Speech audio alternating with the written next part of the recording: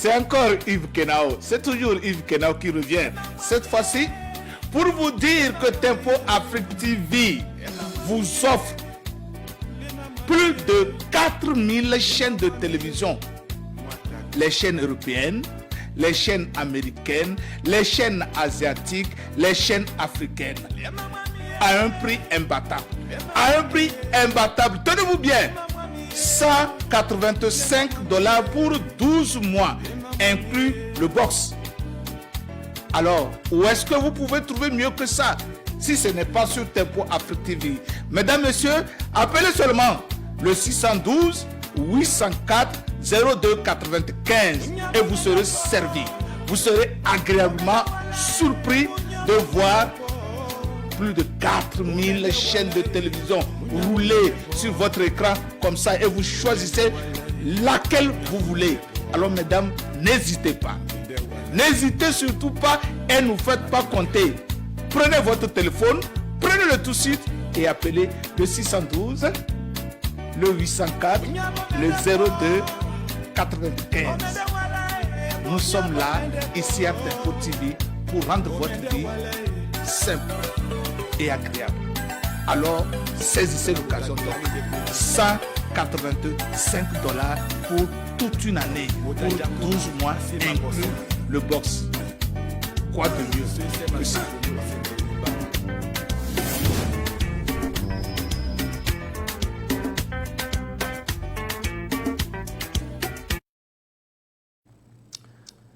Bonjour ou bonsoir, assalamu alaikum wa rahmatullahi wa barakatuh, où que vous soyez de la diaspora djiboutienne, africaine, je vous souhaite ici depuis le plateau de Tempo Afrique TV avec votre émission hebdomadaire Djibouti House qui parle donc de l'actualité à Djibouti avec vous, l'ex-capitaine et animateur de Djibouti House, Omar Ali Hassan.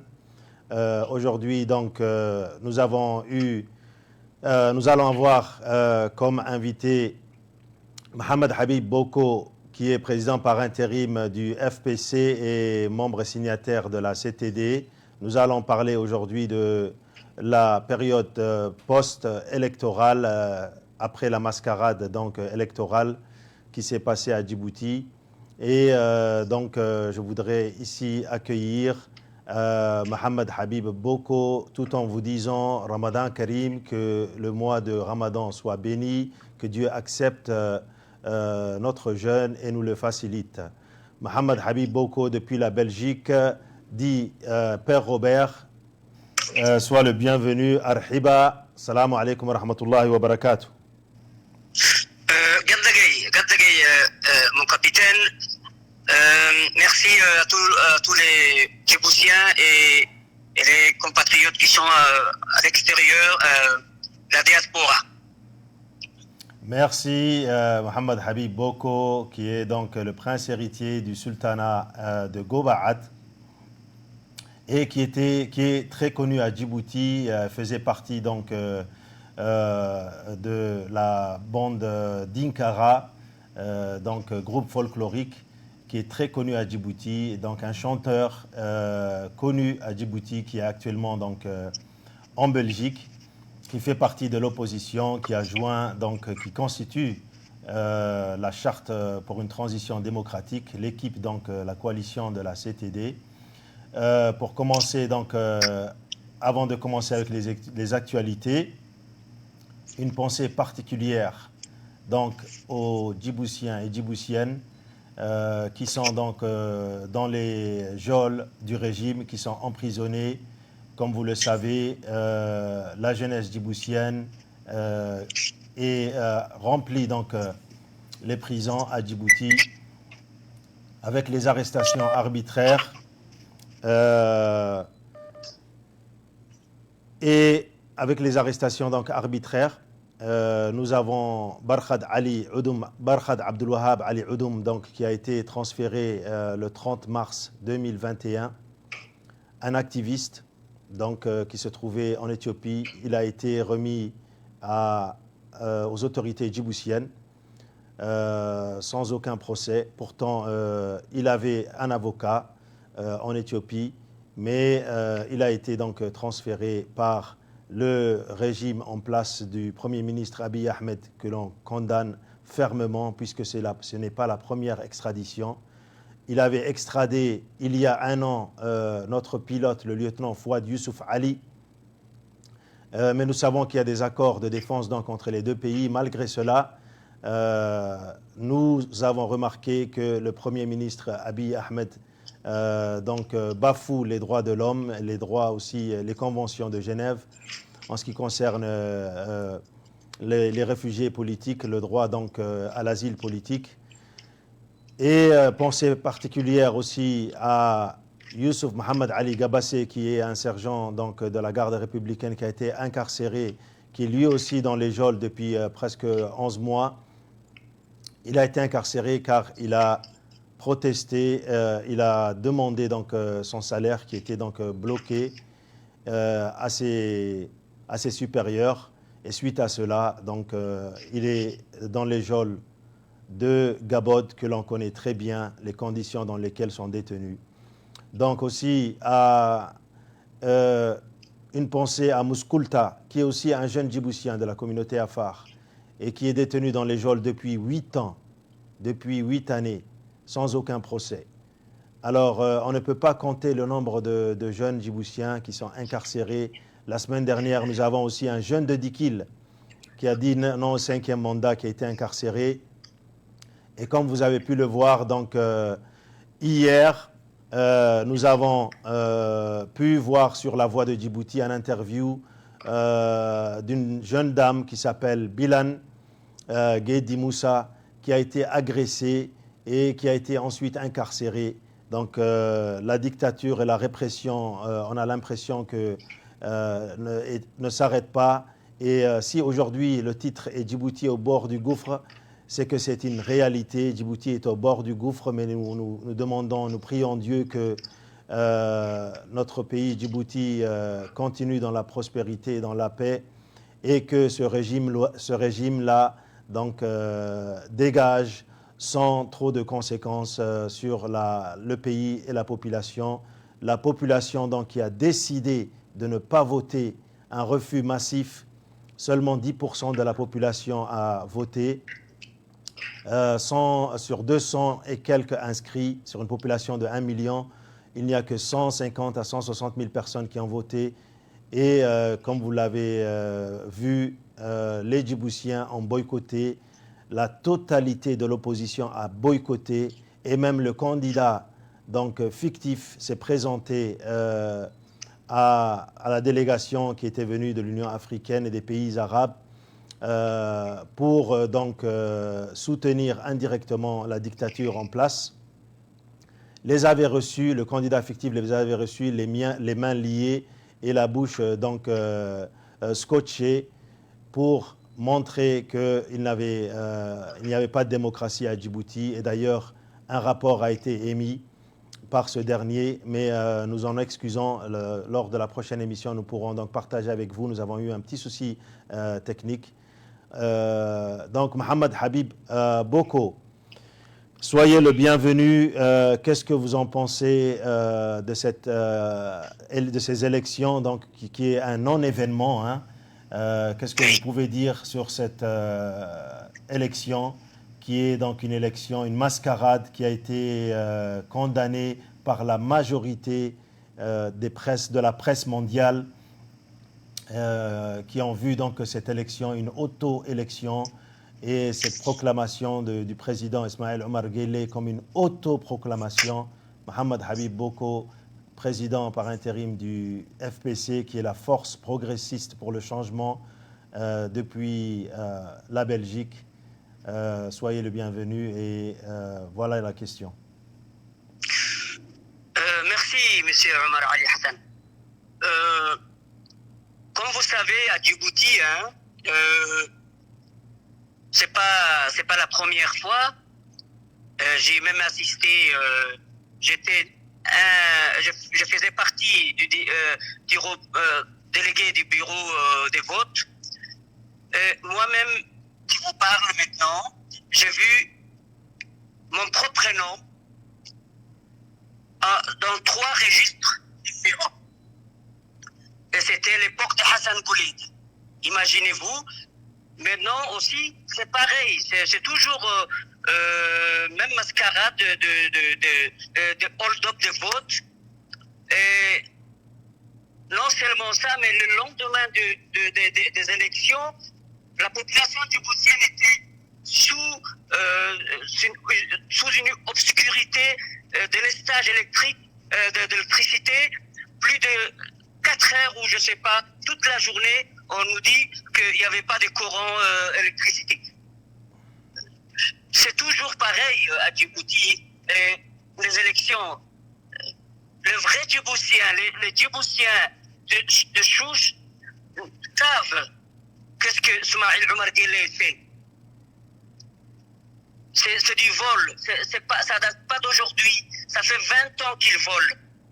C'est son 5e mandat qu'il essaie de voler. Moi je le sais et vous le savez, le Djiboutien le savent.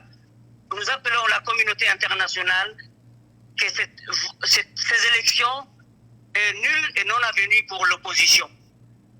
C'est ça que je voulais dire.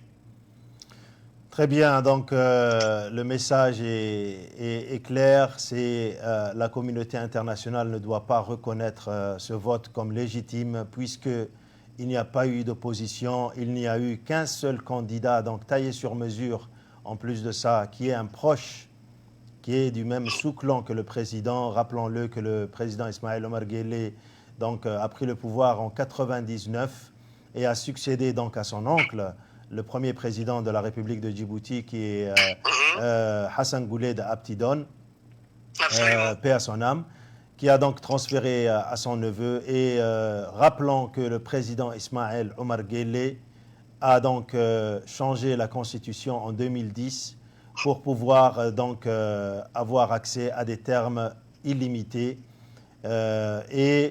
Rappelons-le qu'aussi la plus grande coalition qui avait été mise en place, l'USN, l'Union pour le Salut National, avait remporté les législatives, mais aussi la présidence. Mais on se rappelle très très bien, et nous avons d'ailleurs eu certains membres clés de cette opposition, comme l'ex-député et qui est aussi président de l'UDJ et qui est avec vous en Belgique, voilà, qui est membre de la CTD, Saïd Hussein Roblé, le docteur Saïd Hussein Roblé, et qui avait été blessé par balle. Il y avait aussi l'ex-ministre Hamoud qui a été aussi blessé par balle, qui avait reçu, je ne sais pas, 6... Voilà, le président de l'USN. Donc nous condamnons aussi les forces qui sont présentes à Djibouti pour donc leur passivité, c'est-à-dire pour ne pas donc condamner cette dictature, ces abus de pouvoir qui sont donc qui continuent et qui vont donc crescendo. Et vous avez vu, comme je l'ai dit hier, donc on avait eu une interview et on espère donc pouvoir aussi l'inviter ici sur ce plateau. Une jeune dame encore victime du système parce qu'elle a dit non.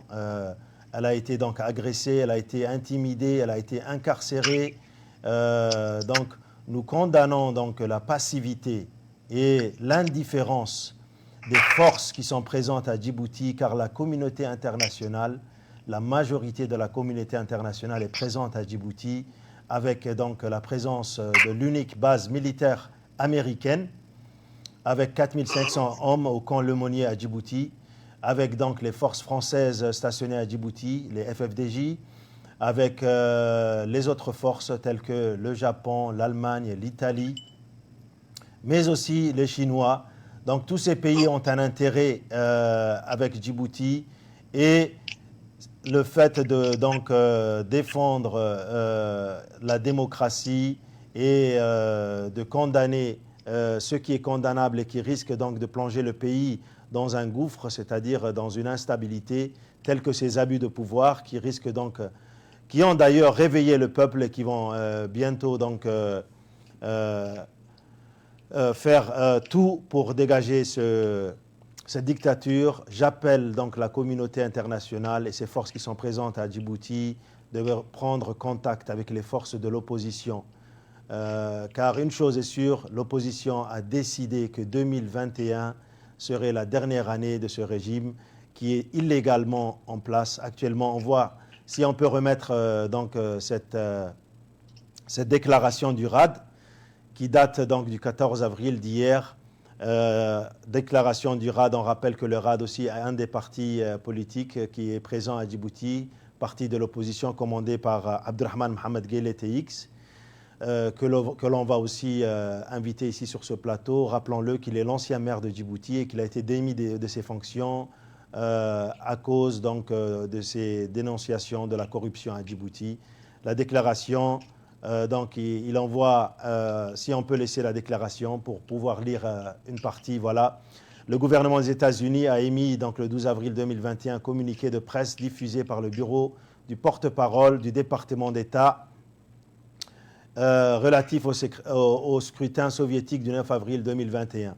Donc, au nom du peuple djiboutien ayant fait preuve de défiance en boycottant massivement la mascarade électorale du 9 avril 2021, donc le RAD ici salue la position du gouvernement américain qui s'est abstenu de féliciter donc, le candidat autoproclamé Ismaël Omar Guelleh pour un 5e mandat. Car le score, donc, comme vous le savez, le président Ismaël Omar Guelleh prétend qu'il a gagné de 97-98%, ce qui est inconcevable.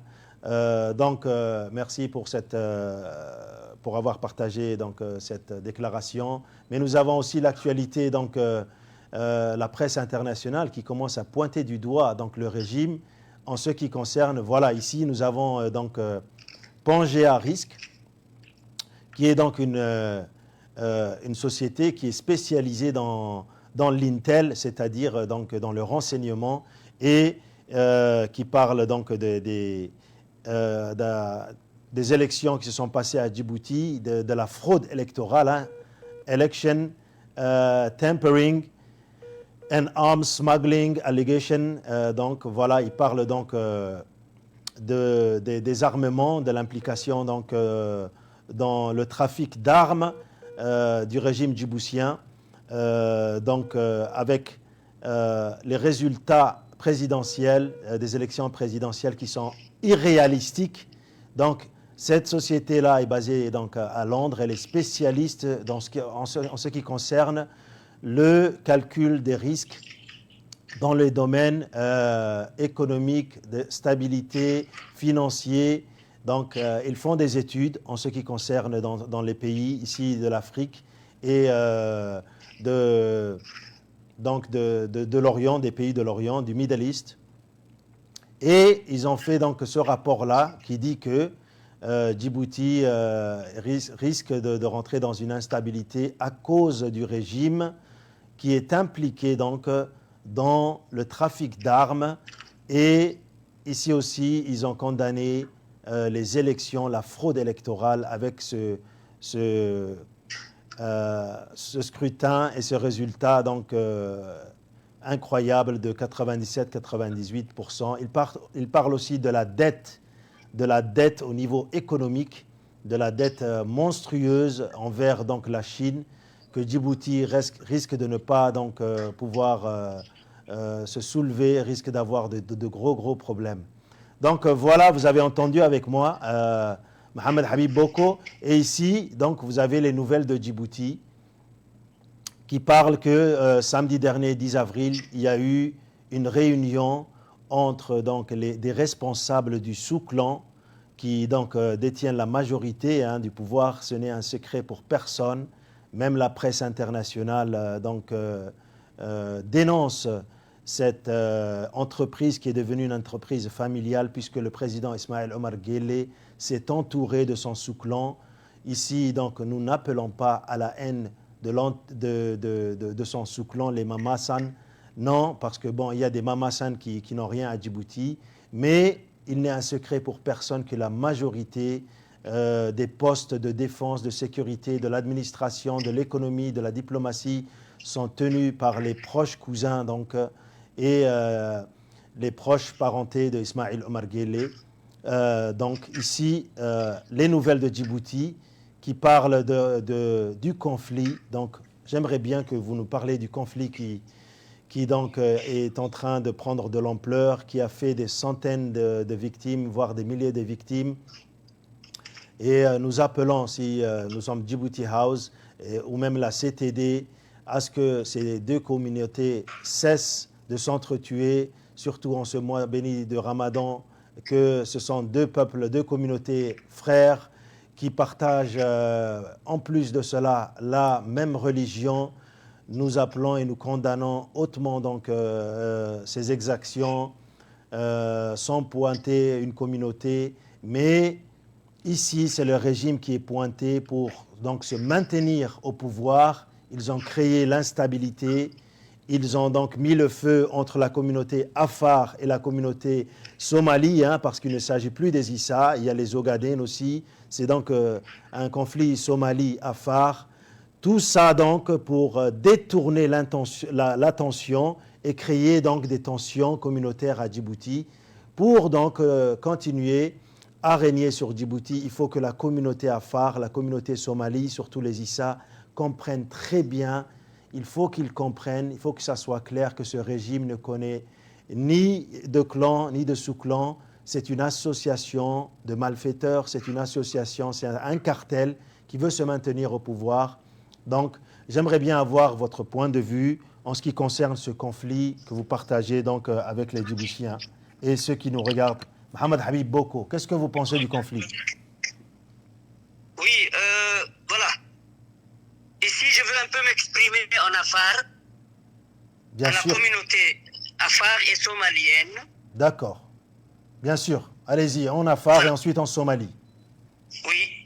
Ito bukuyu asaku inkina rige Umar Ali Hassan Yusram Djibouti dowlad garid kaxtanihtan عيبي أني حبشة يكهيان عيبي عيسى كل عفر سلاح يعني تو عدي يمكن أرجع عيبي كجرام جيبوتي سلاح كجرام جيبوتي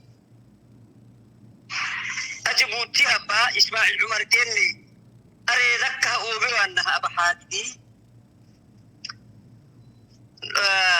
رسي أمة مساكينة يلي رمضانة إتا سلاياه عيب يخلقيه أهنكي إسماعيل عمر جلك تنكلها عيسى كي عفر دما آمو سكتيه يدول لا أي ماعو سكتيه نبه بوت ندلينا كنا أي ماعو سكتيه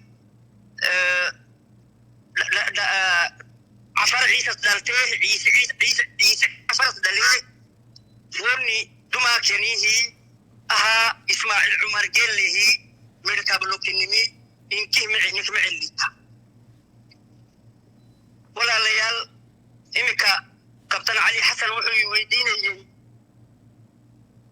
دقالك إثيوبيا كدعي محاد كم لنا سبولي وحان ليحي يسيو عفرتو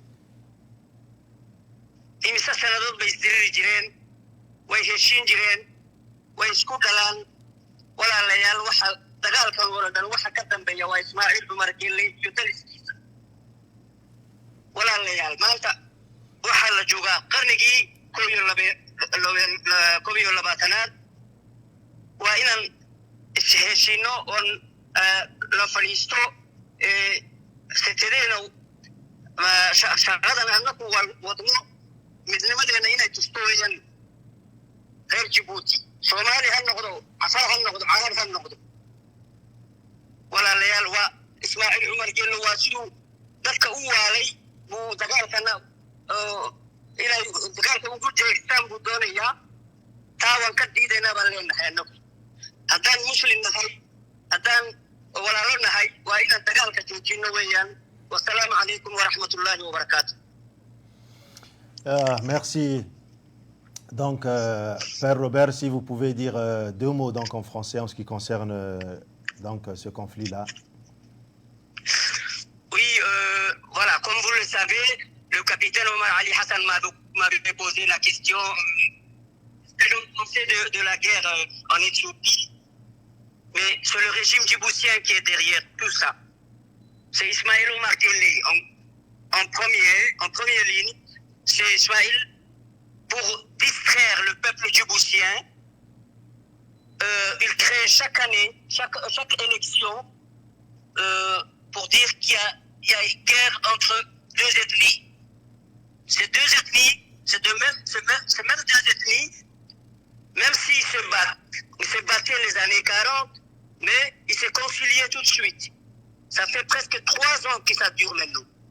Pourquoi des innocents meurent au XXIe siècle? Nous appelons la communauté internationale d'intervenir encore une fois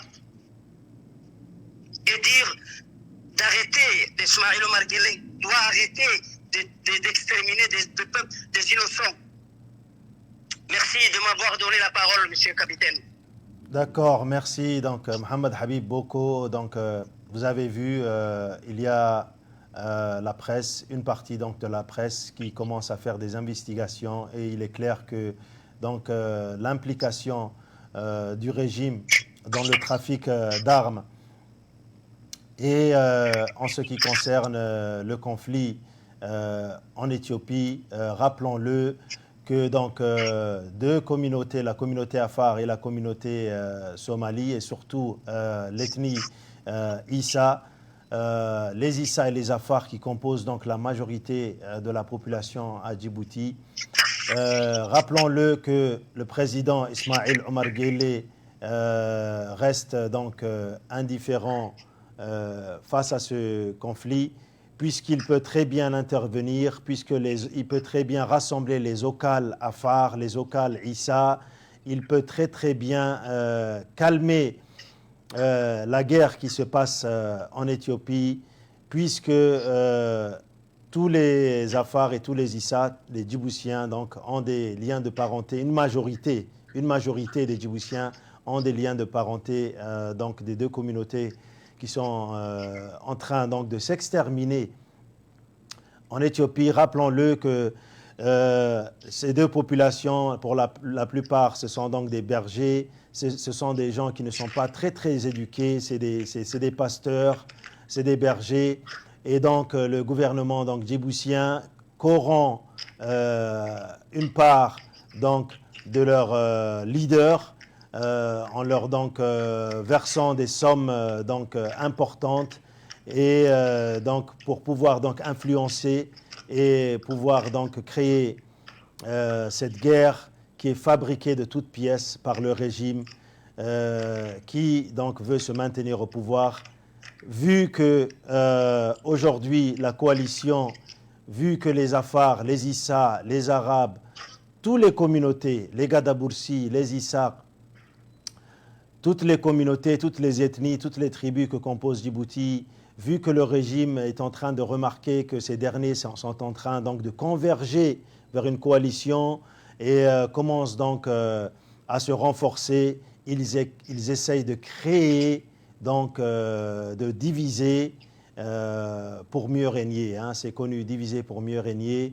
Donc j'appelle personnellement toutes les personnes donc, douées d'intelligence, tous les Djiboutiens, tous les Afars, tous les Somalis, qui sont donc capables d'intervenir dans ce conflit, d'intervenir pour pouvoir arrêter donc, ce sang qui coule entre deux frères musulmans, surtout en ce mois béni de Ramadan. Je condamne aussi les personnes qui sont sur les réseaux sociaux, qui font tout pour donc, allumer le feu, qui font tout donc, pour dire oui, nous sommes les plus forts, oui, on en a tué aujourd'hui 100, on en a tué 50, et qui postent donc des vidéos dont le contenu est tout simplement inhumain. Il y a des vidéos qui sont postées où on montre des prisonniers, quelle que soit la communauté, je ne pointe aucune communauté du doigt, mais qui postent des vidéos avec des prisonniers qui se font donc torturer, qui se font donc voilà, humilier, et avec des scènes qui sont atroces. On voit donc certains donc, qui se font donc presque tuer en direct. Hein. Donc, je condamne fermement. Voilà. Il faut arrêter. Voilà, il faut arrêter donc ces provocations des deux côtés. Il faut arrêter cette haine-là. Donc, parce que ce conflit risque donc d'avoir des conséquences très lourdes sur notre cher pays, sur Djibouti. Il risque de créer une haine entre les ethnies.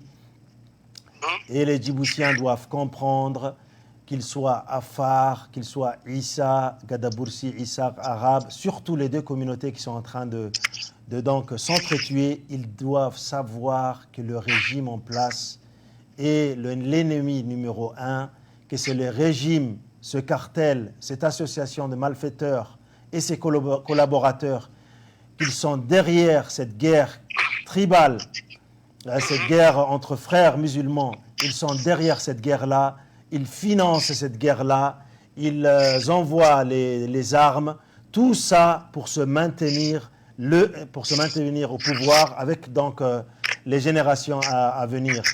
Donc voilà, les Djiboutiens, je leur demande de condamner et de faire tout ce qu'ils peuvent, donc qu'ils ne ménagent aucun effort pour éteindre ce feu donc, qui est allumé par le régime djiboutien. Nous devons condamner tous. Exactement.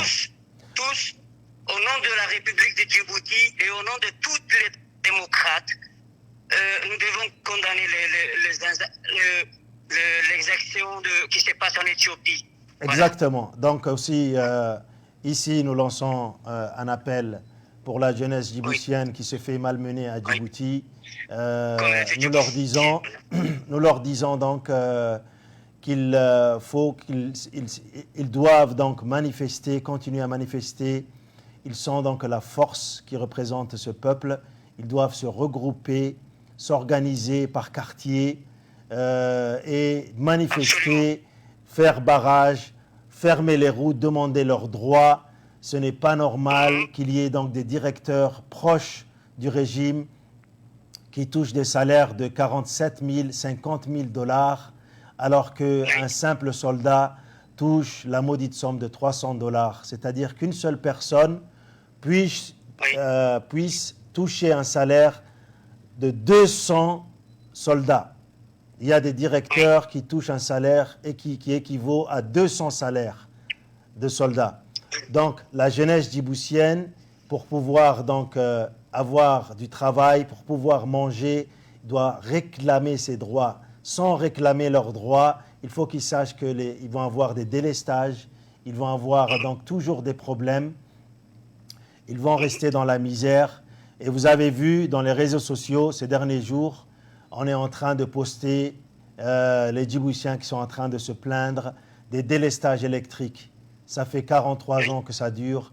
Rappelons-le que le même directeur, Jama Ali Guelleh, qui est un cousin donc, du président Ismaël Omar Guelleh, est toujours directeur. Il est là depuis 40 ans. Il est là, voilà. Voilà, depuis l'indépendance, il est directeur. Et la population djiboutienne est soumise au délestage, 4 à 5 heures de délestage. Imaginez 50 degrés. C'est vraiment donc la catastrophe. Le pays est au bord du gouffre. Voilà pourquoi on a donné ce titre-là. C'est parce que la population en a marre. Les droits des femmes sont bafoués. Les arrestations. Donc aujourd'hui même, il y a des Okal qui ont été arrêtés dans la région de Tadjoura, précisément à Karaptissan, du plateau de Siarou. Il y a des Okal donc qui ont été arrêtés, des arrestations arbitraires, comme on vous l'a dit. Hier, donc, il y avait une interview sur une jeune dame qui a été agressée, qui a été malmenée. La force, il n'y a que la force qui est utilisée. C'est pourquoi j'appelle à tous les Djiboutiens et Djiboutiennes en leur disant, tous les quartiers, faites attention, toutes les communautés, à faire attention donc aux jeux dangereux que joue donc le régime, c'est-à-dire créer la zizanie entre les communautés, créer des tensions entre les communautés, les Afars, les Issa, Et donc, ils doivent défendre leurs droits, ils doivent se regrouper, s'organiser, joindre les forces de l'opposition qui sont à Djibouti, que ce soit la CTD, que ce soit donc le RAD, le MRD. Ils doivent s'organiser par quartier. Ils doivent montrer leur force. Le régime, il s'agit donc d'une association qui s'est associée à punir les Djiboutiens. C'est pourquoi les Djiboutiens doivent se défendre en manifestant, en demandant leurs droits. Voilà, est-ce que vous avez un message pour la jeunesse djiboutienne, un message en Afar et donc un message en Somalie? Ok, ito bukoy away sini kadhem fadama undu kadde hila buksayhi ittageenan fadinta Ismail Umar gelle isi reeda sabbataha ittalneha nesilam fada yalli silam selakala hausuk sinan selam mududa hinnan fadinta wala layal dalinta Djiboutan la hadlaya maanta Ismail Umar gelle علشان حكم كيس وحو دونيا إنو نكلا جيبيو جيبوتي انتاي تهي وقرنسين شعبك جيبوتي وأفر بغل شم بغل كونو وفبان هاي أنا سقرنينو ما أنت عيسي عفريو وحانا نجرين بونو كينيا ولا ليال مدني مدى الوحدة إنكتينو بري صدح ذا كلمة jirtay inay jirto weeyaan inay waarto weeyaan waxaan leeyahay unissons-nous les Djiboutiens. Salam alaikum. Unissons-nous. Donc voilà le message de Mohamed Habib Boko, le président par intérim du FPC, qui appelle à l'union des Djiboutiens. Il faut savoir que donc les Djiboutiens sont vraiment en danger avec la politique policière, la répression policière, la dictature de ce régime en place qui s'est autoproclamé, qui ne respecte en aucun cas ses compatriotes, qui a donc forcé un 5e mandat et qui continue à réprimer, qui continue à punir sa population. Mais nous savons tous comment finissent les dictatures. Nous savons très bien que cette dictature va très mal finir. C'est pourquoi je lance un appel solennel à tous les Djiboutiens à unir leurs forces, à unir donc tout ce qui est en leur pouvoir pour ne pas tomber dans ce piège qui est tendu par le régime, qui est en train de diviser le peuple djiboutien. Alors, il ne faut pas sacrifier Djibouti pour un régime qui s'est enrichi sur le dos des Djiboutiens. Je vous donne un exemple. Par exemple, le gendre du président actuel, qui est Tomi Tayaro, est un des plus riches en Afrique, avec donc une fortune qui s'élève à près de 6 milliards, à près de 6 milliards de francs. Donc, nous savons que le gendre de Ismail Omar Guelleh était donc un simple videur de boîte de nuit à Paris. Et après avoir épousé donc la fille du président Ismail Omar Guelleh, Faduma Awo, il est devenu non seulement le plus riche, un des plus riches à Djibouti, mais un des plus riches en Afrique.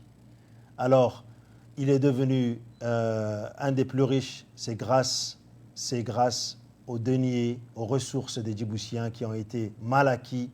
Vous avez vu sur la voie de Djibouti, cette émission qui se consacre aux biens mal acquis, combien cette famille a pillé le pays, combien cette famille, ce cartel, a décidé de s'accaparer de toutes les ressources du pays. On dit que Djibouti est classé parmi le premier au classement en ce qui concerne la croissance pour l'année 2021 en Afrique, mais la population djiboutienne en aucun cas ne profite de cette croissance, puisque le chômage gangrène la jeunesse djiboutienne, la pauvreté gangrène la majorité de la population djiboutienne.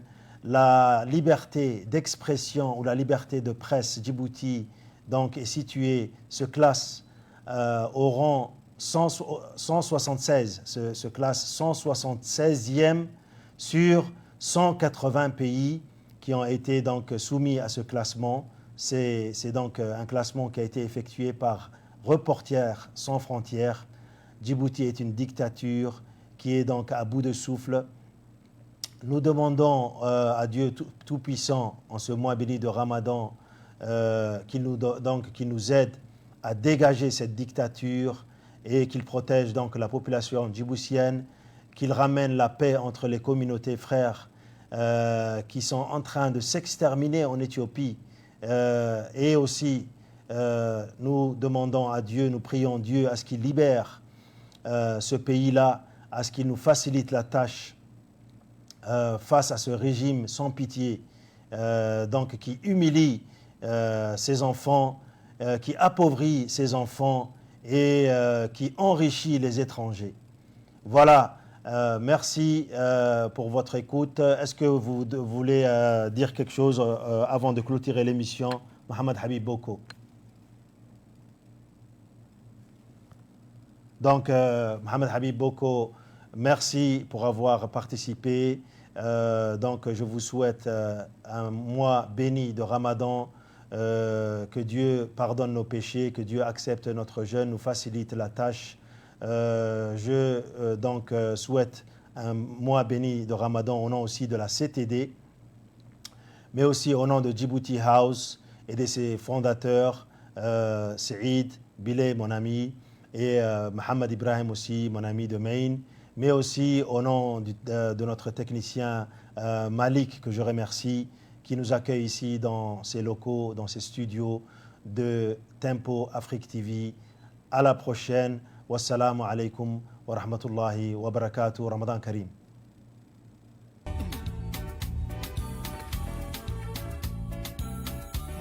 C'est encore Yves Kenao, c'est toujours Yves Kenao qui revient. Cette fois-ci, pour vous dire que Tempo Afrique TV vous offre plus de 4000 chaînes de télévision. Les chaînes européennes, les chaînes américaines, les chaînes asiatiques, les chaînes africaines. À un prix imbattable. À un prix imbattable. Tenez-vous bien. $185 pour 12 mois, inclus le box. Alors, où est-ce que vous pouvez trouver mieux que ça si ce n'est pas sur Tempo Afrique TV? Mesdames, Messieurs, appelez seulement le 612 804 0295 et vous serez servi. Vous serez agréablement surpris de voir plus de 4000 chaînes de télévision rouler sur votre écran comme ça et vous choisissez laquelle vous voulez. Alors mesdames, n'hésitez pas. N'hésitez surtout pas et ne faites pas compter. Prenez votre téléphone, prenez le tout de suite et appelez le 612, le 804, le 0295. Nous sommes là, ici à Tempo TV, pour rendre votre vie simple et agréable. Alors, saisissez l'occasion. Donc, $185 pour toute une année, pour 12 mois, inclus le box. Quoi de mieux que ça?